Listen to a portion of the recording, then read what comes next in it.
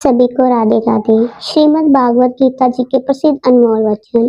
श्रीमद् भागवत गीता हिंदू धर्म का एक ऐसा ग्रंथ है जो लोगों को जीवन जीने का सही रास्ता बताता है, मन से हारे लोगों को सही दिशा देता है। भगवान श्री कृष्ण जी द्वारा इस ग्रंथ में हजारों वर्ष पहले कई बातें और गीता के उपदेश आज भी लोगों को प्रेरित करते हैं। तो चलिए पढ़ते हैं। श्रीमद् भागवत गीता जी के अनमोल विचार। मेरी कृपा से कोई सभी कीर्तियों का निर्वाह करते हुए भी बस मेरी शरण में आकर अंत अविनाशी निवास को प्राप्त करता है। मेरी कृपा से कोई सभी कर्तव्यों का निर्वाह करते हुए भी बस मेरी शरण में आकर अंत अविनाशी निवास को प्राप्त करता है। संदेश करने वाले व्यक्ति के लिए प्रसन्नता न इस लोक में है न कहीं और। क्रोध से भ्रम पैदा होता है, भ्रम से बुद्धि व्यग होती है, जब बुद्धि व्यग होती है तब तर्क नष्ट हो जाता है, जब तर्क नष्ट हो जाता है तब व्यक्ति का पतन हो जाता है। मन की गतिविधियों, होश, श्वास और भावनाओं के माध्यम से भगवान जी की शक्ति सदा तुम्हारे साथ है और लगातार तुम्हें बस एक साधन की तरह प्रयोग करके सभी कार्य कर रही है। ज्ञानी व्यक्ति ज्ञान और कर्म को एक रूप में देखता है, वही सही मायने में देखता है। जो मन को नियंत्रण नहीं करते उनके लिए वे शत्रु के समान कार्य करता है। अपने अनिवार्य कार्य करो, क्योंकि वास्तव में कार्य करना निष्ठुरता से बेहतर है। हे अर्जुन, केवल भाग्यशाली योद्धा ही ऐसा युद्ध करने का अवसर पाते हैं जो स्वर्ग के द्वार से समान है। भगवान प्रत्येक वस्तु में है, सबके ऊपर भी।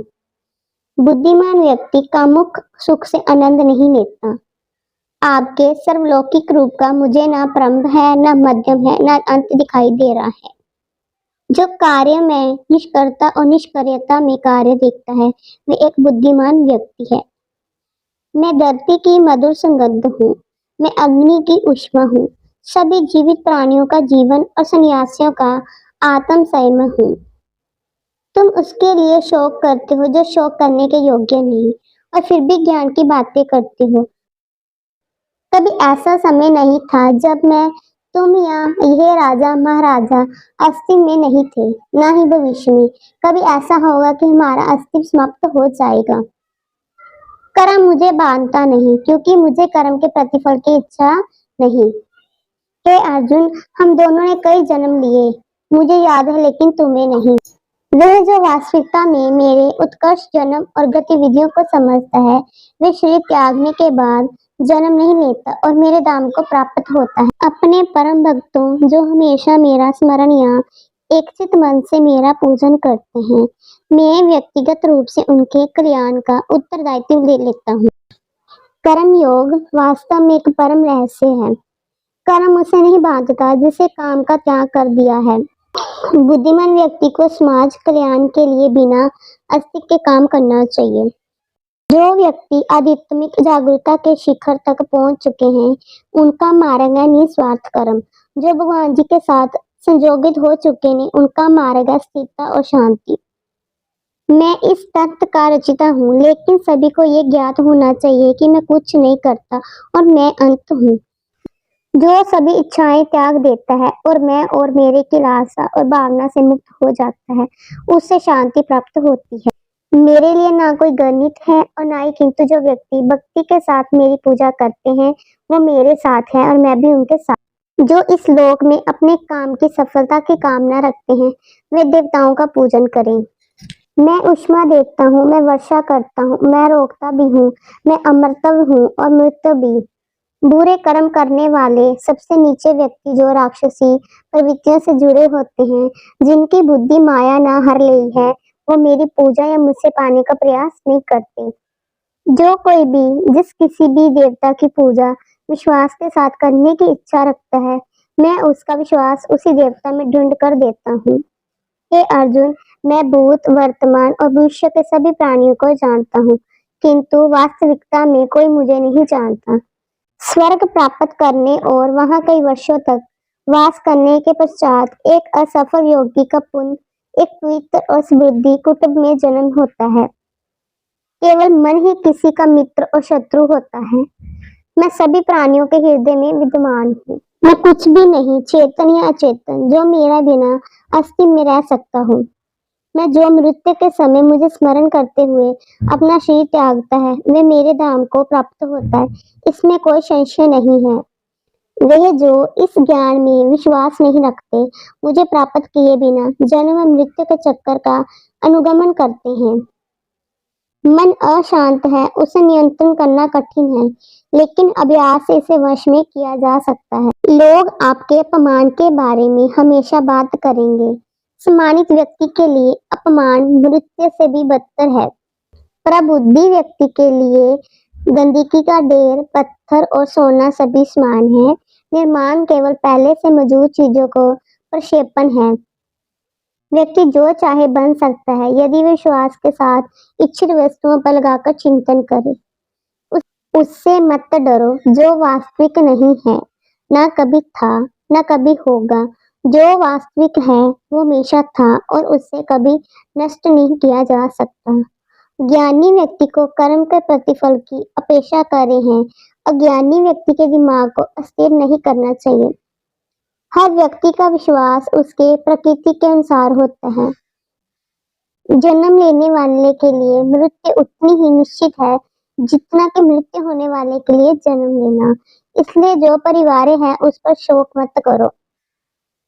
अप्राकृतिक कर्म बहुत तनाव पैदा करता है। सभी अच्छे काम छोड़कर बस भगवान में पूर्ण रूप से समर्पित हो जाओ। मैं तुम्हें सभी पापों से मुक्त कर दूंगा, शोक मत करो।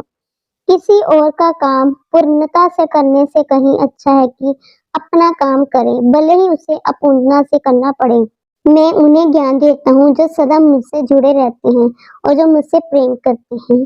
मैं सभी प्राणियों को समान रूप से देखता हूँ, ना कोई मुझसे कम प्रिय है ना अधिक, लेकिन जो मेरी प्रेम पूर्वक आराधना करते हैं, मेरे भीतर रहते हैं, मैं उनके जीवन में आता रहता हूँ।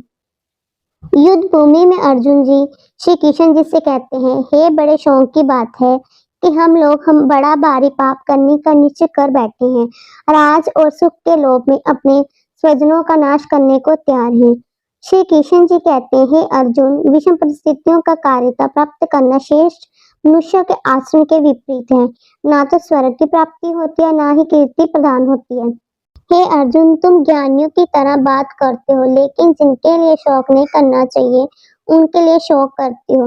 मृत या जीवित ज्ञानी किसी के लिए भी शौक नहीं करते।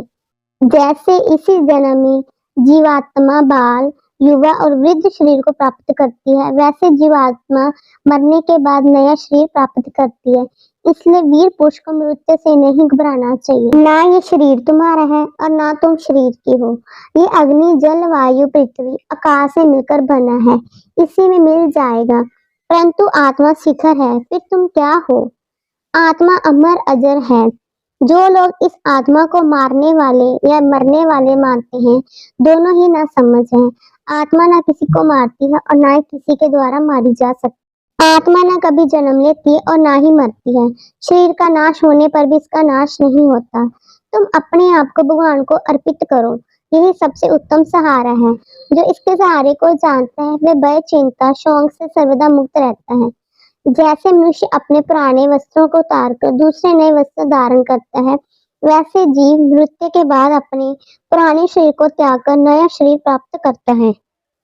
शस्त्र इस आत्मा को काट नहीं सकते, अग्नि इसको जला नहीं सकती, जल इसको गीला नहीं कर सकता, वायु इसे सुखा नहीं कर सकती। इस संसार में राग, भय, क्रोध से सर्वथा रहित होकर ईश्वर में ही तत्लीन, उन्हीं पर ही आश्रित रहते हुए ज्ञान रूप तब से पवित्र होता है, भक्त परमात्मा भाव को प्राप्त हो जाता है। तो कर्म रूपी यज्ञ से बचे हुए अमृत का अनुभव करने वाले संतानन पर ब्रह्मा परमात्मा को प्राप्त होते हैं। यज्ञ न करने वाले मनुष्य के लिए ये मनुष्य लोग भी सुखदायक नहीं है, फिर पर लोग कैसे सुखदायक होगा?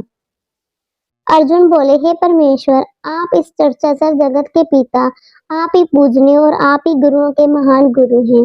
हे अंत प्रभावशाली भगवान, इस त्रिलोक में आपके समान दूसरा और नहीं, फिर अधिक तो हो ही नहीं सकता।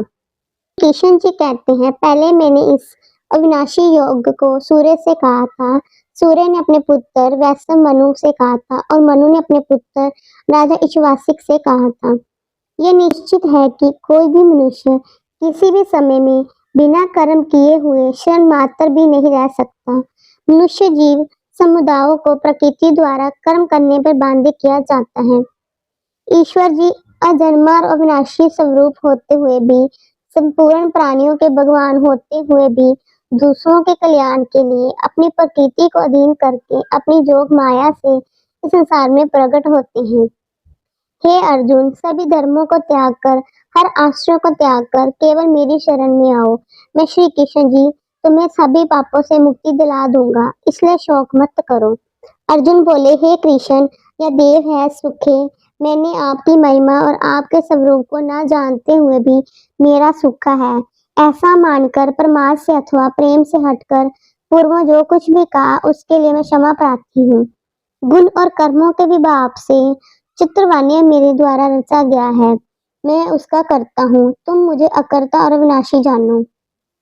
पूर्व के मुमुक्ष पुरुषों द्वारा भी इस प्रकार जानकर ही कर्म किया गया है, इसलिए तुम भी पूर्वजों द्वारा सदा के किए हुए कर्मों को ही करो। कर्म क्या है और अकर्म क्या है, इस विषय में बुद्धिमान पुरुष भी भ्रमित हो जाते हैं, इसलिए मैं तुम्हें कर्म कहूंगा, जिसको जानकर तुम अशुभ से मुक्त हो जाओगे। कर्म का स्वरूप जानना चाहिए और विकर्म का स्वरूप भी जानना चाहिए। बुद्ध वक्ता तथा अकर्म का भी स्वरूप जानना चाहिए, क्योंकि कर्म की गति गहन है। जो पुरुष कर्म में अकर्म और कर्म में अकर्म देखता है, वह मनुष्यों में बुद्धिमान और योग्य संपूर्ण कर्मों को करने वाला है। अर्जुन ने कहा, कृष्ण, आप कर्मों के संन्यास की ओर फिर योग की ओर प्रशंसा करते हैं।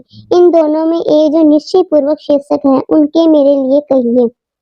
हनुमान जी ने कहा, जो पुरुष कर्म फल पर आश्रित न होकर कृत्य कर्म करता है, वह सन्यासी और योगी है, न कि वे जिससे केवल अग्नि का और क्रियाओं का त्याग किया है।